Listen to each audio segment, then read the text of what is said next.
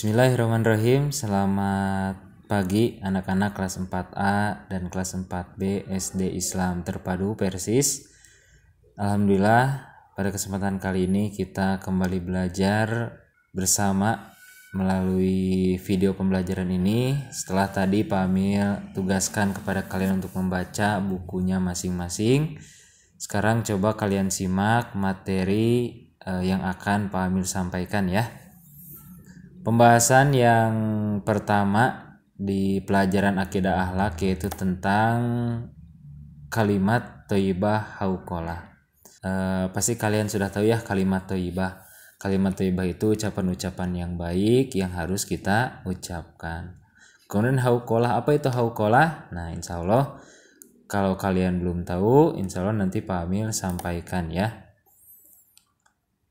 Sebelum masuk ke materi, ini ada kompetensi dasar. Yang pertama, kita belajar itu agar kita meyakini kekuasaan Allah Subhanahu wa taala melalui kalimat la haula wala quwata illa billah. Kemudian yang kedua, kita agar terbiasa membaca kalimat thayyibah la haula wala quwata illa billah. Dan yang ketiga, agar kita mengetahui kalimat thayyibah yaitu kalimat thayyibah la haula wala quwata illa billah. Dan yang terakhir, agar kita bisa melafalkan kalimat thayyibah la haula wala quwata illa billah. Nah, anak-anak kelas 4A dan kelas 4B, yang pertama adalah pendahuluan.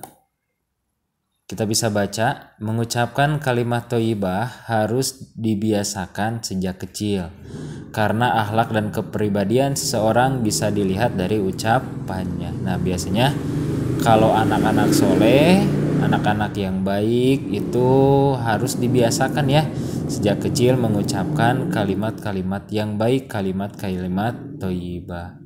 Kenapa? Karena itu menunjukkan akhlak dan kepribadian seseorang. Berbeda misalnya ketika sejak kecil dia misalnya suka berbicara kasar atau ucapannya tidak bisa ia jaga. Itu juga menandakan akhlak dan kepribadian orang tersebut tidak baik. Selanjutnya, mengucapkan sesuatu yang baik di depan orang pastinya akan membuat orang tersebut senang dan menghormati kita. Nah, kalau kita misalnya sedang bermain, kemudian kita mengucapkan ucapan-ucapan yang baik, pasti orang lain, pasti masyarakat senang kepada kita, gitu ya.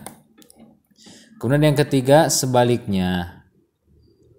Sebaliknya, jika kita mengucap perkataan yang buruk kepada orang lain, maka orang tersebut akan membenci kita.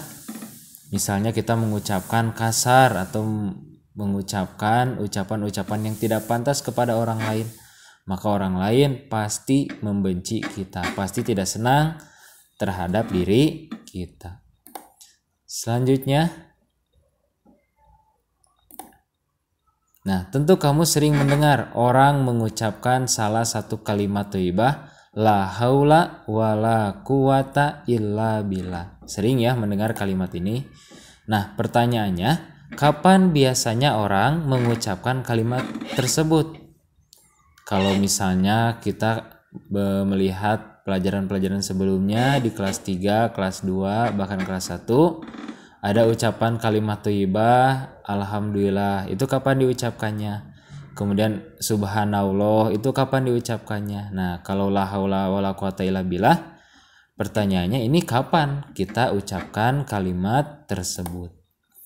Kemudian selanjutnya, tahukah kamu apa arti dari kalimat tersebut?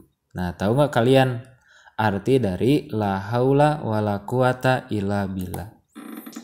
Kemudian berikut akan dibahas tentang kalimat thayyibah la haula wala quwata illa billah. Nanti kita akan bahas bersama arti dari kalimat la haula wala quwata illa billah.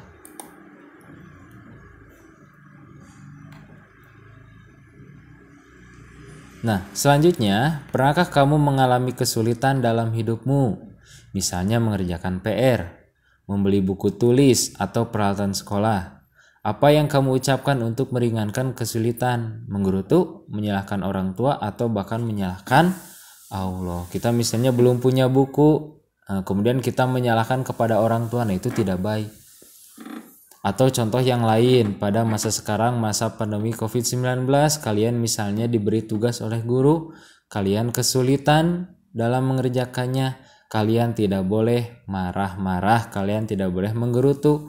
Kalau kesulitan, pasti ada kemudahan, kalian bisa tanya kepada guru, tanya kepada orang tua ya, kalau ada tugas. Pandemi seperti ini bukan keinginan kita, tapi ini adalah takdir dari Allah.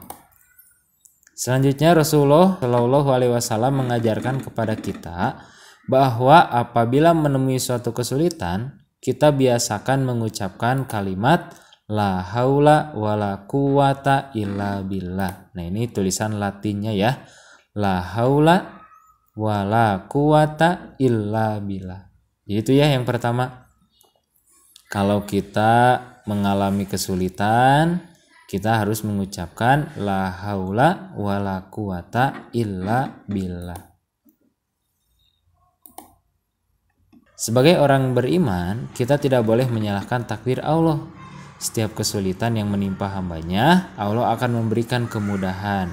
Ini merupakan janji Allah yang tercantum dalam Quran Surat Al-Insyirah ayat 5 dan ayat 6 berikut ini. Nah, ini ayat 5. Fa inna ma'al usri yusron.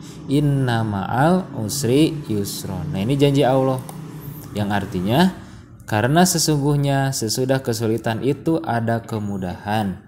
Sesungguhnya sesudah kesulitan itu ada kemudahan. Ini kenapa diulang? Ini menegaskan bahwa ketika kita mengalami kesulitan, siapapun yang mengalami kesulitan, Allah berjanji pasti ada kemudahan. Selanjutnya, nah, kamu pasti sering mendengar orang mengucapkan la haula wala quwata illa billah. Kalimat hauqalah jika ditulis dengan huruf Arab adalah sebagai berikut. Nah, ini la haula wala quwata illa billah. Selanjutnya, tahukah kalian arti ucapan la haula wala quwata illa billah? Arti kalimat thayyibah hauqalah adalah tidak ada daya dan kekuatan melainkan milik Allah. Nah, itu arti dari la haula wala quwata illa billah. Nah, sampai sini pembahasan tentang kalimat thayyibah hauqalah. Sekali lagi Pak Amil simpulkan, kalau kalian mengalami kesulitan, kalian jangan menggerutu, kalian jangan marah-marah. Cukup kalian ucapkan la haula wala quwata illa billah. Kenapa? Karena itu termasuk kalimat yang baik. Dan kalau kita mengalami kesulitan, Allah berjanji pasti Allah akan memberikan kemudahan bagi kita. Sekali lagi kita mengucapkan kalimat hauqalah yang pertama ketika mengalami kesulitan, kemudian yang kedua tambahan dari Pak Amil nih, ketika kita akan berangkat. Ketika kita akan berpergian, kita mengucapkan bismillahi tawakkaltu alallahi la haula wala quwata illa billah. Nah, itu doa ketika kita mau keluar rumah, kita mengucapkan bismillahi tawakkaltu alallahi la haula wala quwata illa billah.